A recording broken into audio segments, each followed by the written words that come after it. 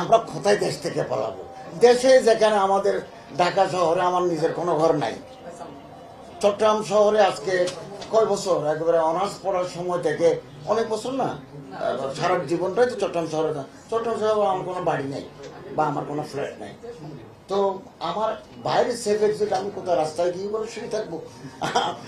এই দেশ আমার, আমরা দায়িত্ব, আমরা একটা ইলেকটেড গভর্নমেন্টকে দায়িত্বটা বুঝিয়ে দিতে পারি, এটা আমাদের কত বড় সফলতা।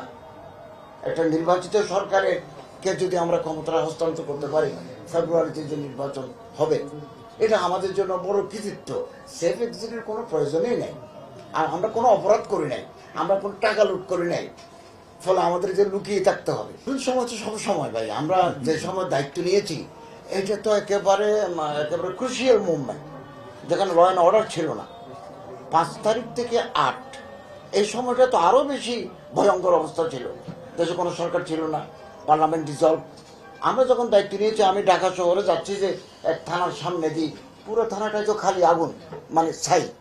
এই অবস্থা থেকে আমরা যখন দায়িত্ব নিই তখন $20 বিলিয়ন ছিল রিজার্ভ, এখন 32+ আমাদের রিজার্ভ।